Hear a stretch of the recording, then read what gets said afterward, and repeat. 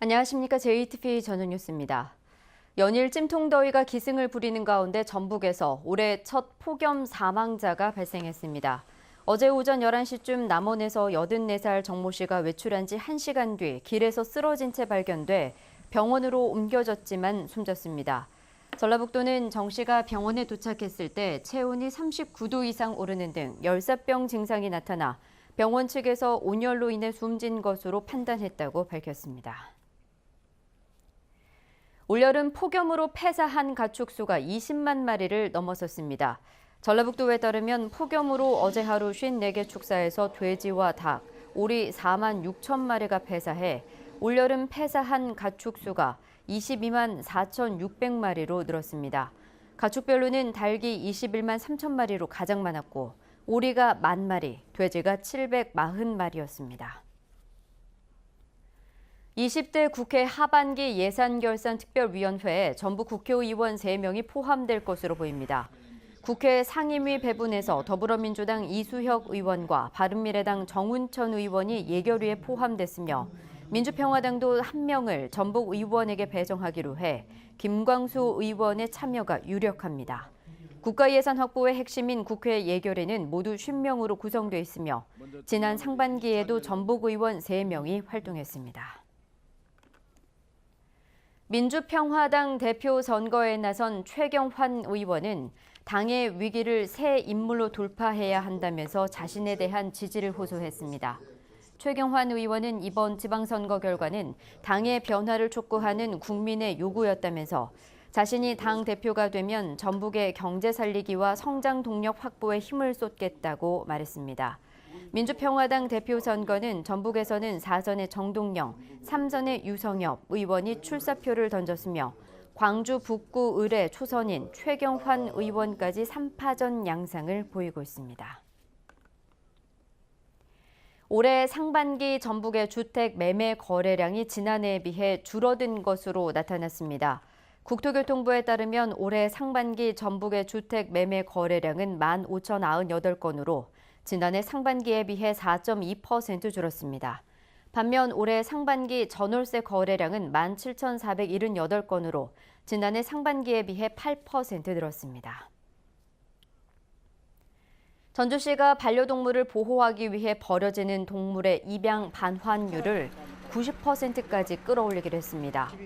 전주시는 66%인 유기동물의 입양률과 반환율을 2025년까지 90%까지 끌어올리기 위해 예방접종비, 치료비, 중성화 수술비 등의 지원폭을 확대할 계획이라고 밝혔습니다.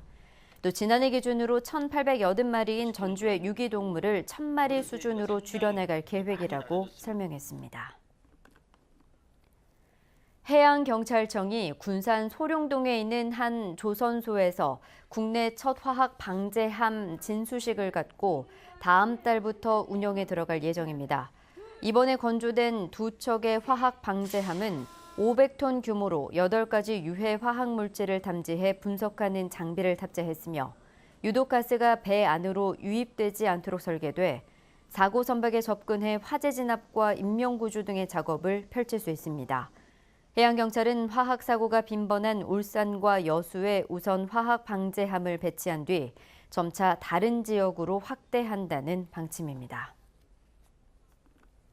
자동차의 안전과 배출가스 상태 등을 엉터리로 검사한 민간 검사소 7곳이 적발됐습니다.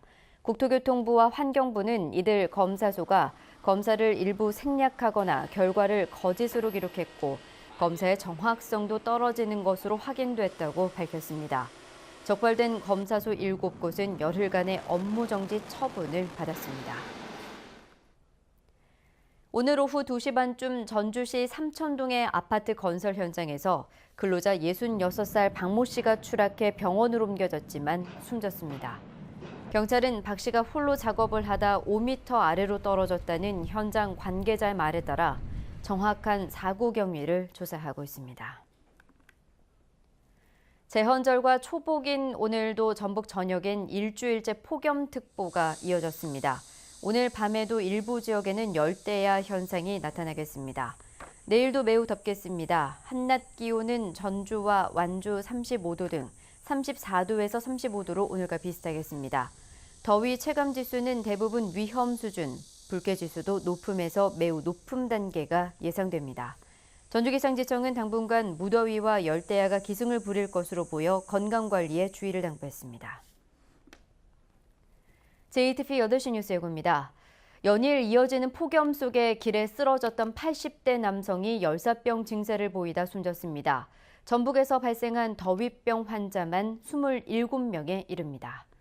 학교 급식 종사원들이 찜통 같은 조리실에서 안전을 위협받고 있어 대책 마련이 필요하다는 지적이 나오고 있습니다.